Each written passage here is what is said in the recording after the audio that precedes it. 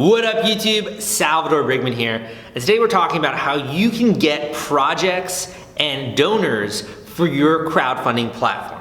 So I put out some other videos on YouTube basically walking you through step by step how you can set up your own crowdfunding platform. Go and check out those videos if you haven't already. Now we're talking about how do you market this entirely new platform that you've set up? How do you get people interested on it? How do you get your first users, etc.? And before I get into that, I want to nail down a few underlying assumptions that we're going to be working from, because these are sort of the beliefs or the things that I think are going to inform a lot of your marketing down the road. So the first thing is, there are many different types of categories when it comes to crowdfunding. I'm going to lump it into three major ones. So there are creative types of projects. These could be musicians, they could be authors. These are creative people that are trying to raise money maybe for a theater project or a film.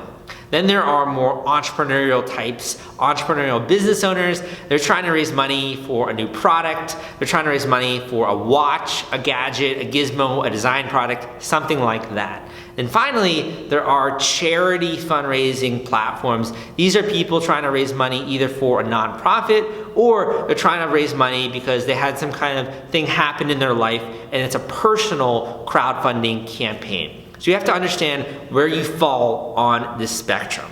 But the assumption here is, where do backers come from for these variety of different types of projects? Well, first of all, if you are in the creative or the artistic category, the majority of the backers for those campaigns are coming from the social network of the founder, the social network of the person creating the campaign. That's where the backers come from. So when you're educating your creators, the actual people creating these projects, as to how to get backers, it's gonna be their first and their second degree connections. The people that are connected with them on Facebook, the people that are connected with them via email, the people they grew up with, etc. That's who their backers are gonna be, or even the people that have had a taste of maybe they have been following their music career, or they've listened to their previous album. Those are the people that are gonna back their campaign.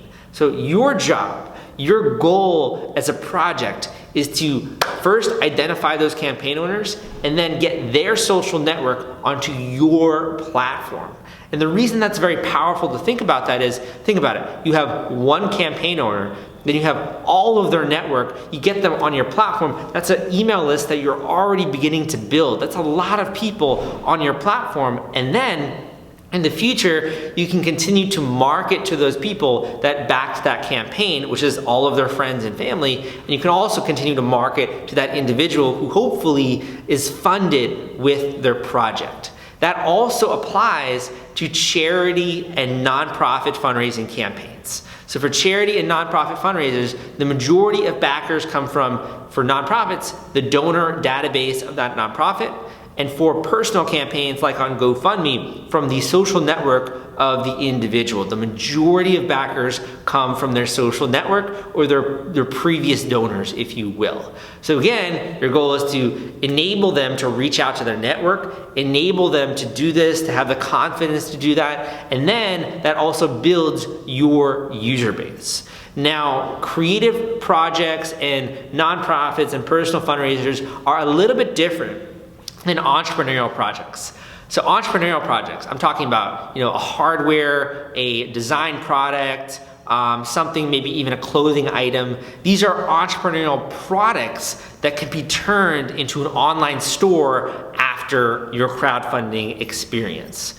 So with these types of products, we tend to see a bit of a different breakdown. While yes, friends and family might sort of jumpstart the fundraiser, you can also do other things to rein in backers, whether that's Facebook advertising, that could be email marketing, that could be Instagram influencers, that could be PR, getting in the media, getting media attention. There are a lot of different ways that these campaigns can actually get backers or customers, if you will, to buy into their vision and to want whatever it is that they're creating. So your approach with these types of individuals is going to be very different. You're going to be educating them not only about the ways they can reach out or using Facebook ads, etc., but they also need a bit of a budget. And I think the core here, or the key here, is that with those types of campaigns, you're going to see more users piling into your platform who aren't from that social network, that first degree or second degree connection of the founder. They're also going to be strangers who are interested in just supporting products. And that's kind of cool because it means they might be interested in supporting other products on your platform or buying into other gadgets and gizmos, etc. So these are the sort of the underlying assumptions that I want us to work from as we're going out there and trying to get more people on the platform. The other underlying assumption is, I think that a lot of people, it's sort of like a chicken and an egg kind of scenario. Whenever you're creating a marketplace, there are buyers and there are sellers. There's supply and demand. And the goal here is to get them all on the same marketplace, and that's how you build a thriving marketplace style business. This is very similar to, say, Amazon. You need both people selling things and you need people who want to buy things. So how do you get started? I would recommend first targeting the project owners. These are people who are trying to raise money. They're trying to raise money for a film, they're trying to raise money for their business, they're trying to raise money for something. These are the campaign owners. That's how I refer to them. First, I would recommend getting them on the platform because that's a much easier sell. It's much easier to say, hey, I'm going to help you raise money for this thing. All you have to do is create an account and create a project page. I'll also help you do that. It's free. Why don't you do this? Versus, hey, I would like you to support this project and give your money to this thing. That's going to be a bit of a harder sell. So I'd first recommend getting the project owners onto your platform and then going out there and trying to rope in the people who are going to support their projects. That's sort of the approach I would use to the chicken and the egg problem. In addition, there is another way you could go about this. I haven't seen anyone do this thus far in the industry, but you could create a newsletter of interesting products or campaigns on a variety of different platforms. So not only your own, but also on platforms like Indiegogo, Kickstarter, etc. And you would create a newsletter of all of these cool products, and then you would insert or you would highlight products on your platform as also being cool ones. So that's one way you could rope in a bit of backers or a bit of people interested in supporting projects, not just the creators. But I do think for the majority, you should go with the first approach. Now, the next underlying assumption that I want to talk about before we get into some of the steps that you can take is the reason that Kickstarter and Indiegogo are successful. And the reason I think you have to look into human nature, and we tend to want to pile into an opportunity when we tangibly see that people are seeing success in that area. When someone finds gold, you know, they tangibly have gold that can be transferred into thousands and thousands of dollars. You want to go to California to get in on the gold rush. When you see that someone is making lots and lots of money as a baseball player, you're going to have a lot of people trying to be baseball players. When you see a lot of people trying to making money as actors or actresses and having all this fame, etc., you're going to have lots of people trying to be actors and actresses. So you want to tangibly show success in order to get people interested in your platform. Success stories are a really, really powerful way that Kickstarter and Indiegogo were able to build their marketplace. And that's because not only does it persuade people to check out the platform, but it also gets people who are then supporting that project going out there and then supporting more projects on the platform. So it's very powerful. I put a high degree of emphasis on showcasing and cultivating success stories on your platform. That's going to convince people. It's also going to assuage a lot of fears of new backers who are just now discovering your platform. And of course, you're going to have to do other things like explaining how you're different, etc. I do think there's a huge gap in the marketplace when it comes to customer service, making sure that you're hand-holding people every step of the way, that you're helping them put together this project, etc. I do think that's one way that smaller platforms can stand out. But now let's talk about some of the ways that you can actively go out there and get project owners. So the first way is very simple. It's free. Go out there, go on Google, go on Google+, go on LinkedIn, go on Facebook, check out some of the groups where project owners are actively posting their project. where project owners are actively discussing crowdfunding, where there are people there who are interested in raising money, or people there who are interested in supporting projects. Great examples here. I'm totally tooting my own horn. Kickstarterforum.org. I started that a while ago. There's over 6,000 members of people there who are raising money actively for their projects. Crowdfundingforum.com. My LinkedIn group, I'll include a link to that. I have another Facebook group, over 1,000 members. There's a Google Plus group, over 10,000 members. So I'll include a link to some of my groups focused on crowdfunding, Kickstarter, Indiegogo, etc.